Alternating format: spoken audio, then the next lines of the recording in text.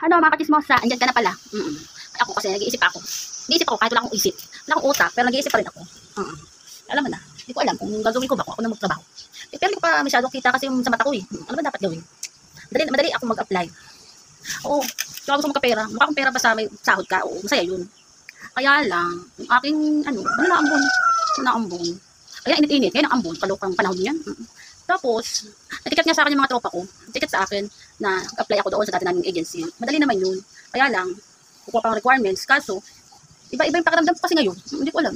Parang konting pag mabilis ako mag-asikaso, kunyari, maglilinis, nagliligpit, magbubuhat na mabigat, na sakit ang ulo ko. Nahihilo ako. Hindi naman totaling hilong-hilo, basta parang nawawala ang utak. Pati yata ang utak ko, hindi yata nakapwesto. Kaya parang lagi nawawala ang utak ko. Basta nahirapan ako. Tsaka yung mga ano ko, masang dami, ewan ko ba naman, ano nangyari sa akin? Simula na ako nagkasakit, nagkaganyan-ganyan ako, di puta. Hanggang sa umpisang, simula bata ako, hindi man ako nagkakaroon ng mga ospital. Ay, kaloka. Kaya sobra naman ang pagod ko noon, simula noon pa. Kahit naman sa parents ko noon, kasi ang dami ko naman inaalagaan. Oo. Tapos bago ako magtrabaho pa ako noon. Pero gusto ko magtrabaho kasi gusto ko ng ano, para ma-relax ako, mas relax ako sa sarili ko, magtatrabaho ako. At ako yung mga chismosa. Kung gusto mo lang chismosa doon, masaya naman. Kaya lang, iba kasi pakaramdam ko, sobrang parang feeling ko, nagsisiksikan yung mga utak ko. Nagsisiksikan lahat, masakit ang ulo ko. Pag nasusobra ako ng ano ba? Hindi ko na alam kung ano gagawin. Yun, dahil dyan, nakaalala ako. Dahil sa kakachismis ko, sa mga katropa ko, kakachat. Yun, nakaalala ako ng ikichismis. Kasi, si ate tawag ko dun. Kasi close ko yan. Siya yung naging parang kuya-kuyahan. Ate-atehan ko pala, si ate.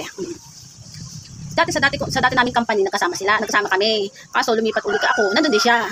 Lumipat na naman ako ng company, kasama na uli si ate. Ganun kayo magtsikahan-tsikahan. Siyempre, pag mga mabungera. Kaya gusto ko makausap lagi katsikan, kasi bungangera yun. Saka machismosa din yun. Kaya yung mga gusto ko makausap, mga ganyan.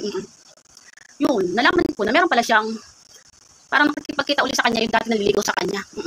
Pero may edad na yun na ngayon si ate, kasi matanda pa yun sa akin. Siguro, mga 46 ata siya, 47.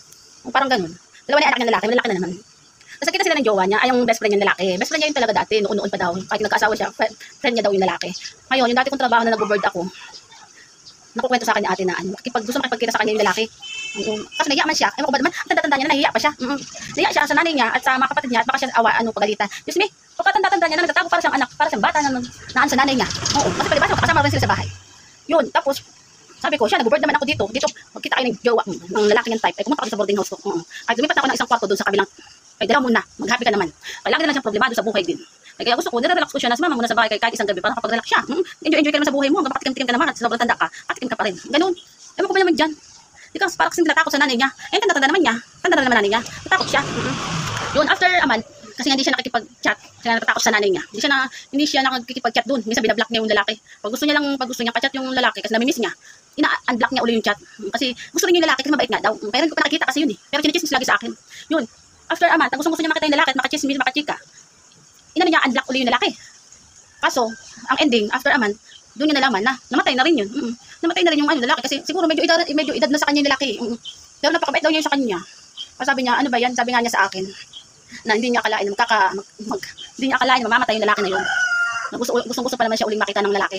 Kaya sabi ko sa kanya dati, dapat umpisa pa lang, tinagpuin na. Kaya nga sinabihan ko na siyang tulungan, tinuruan na magkita sila, at doon sila pumunta sa boarding house sa pinuntahan ko.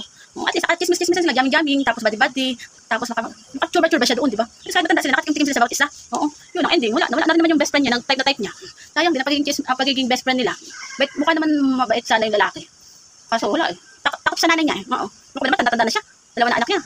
Hindi pa malako anong gagawin sa sarili niya kung magjowa ulit siya. Ay, nakakaloka na ako. Bala siya. Dapat nabi, tinitikman na lang, matanda na rin siya. Alas bago mag-tap, mawala sa buhay at least. Kasi diba, ganun talaga ang buhay. Kaya hindi mo na alam nangyayari sa iyo. Kasi gawin naman gawin na dapat gawin. Diba? Dapat habang buhay ka, enjoyin mo na lang enjoyin. Kaya wala namang nangyayari sa buhay mo, hindi maging masaya lagi. Wala kayo, wala na namang nangyayari. Kaya wala na, hindi mo nakuha, natigo ka na, hindi mo nakukuha. Puta. Ganun talaga ang life. Nakapas na, kaya init. Kaya makaligo, init na ako talaga, di puta. Palit na akong damit pangalawang araw na to. Pangalawang araw na to. Palit na ako makakita ng kapitbahay.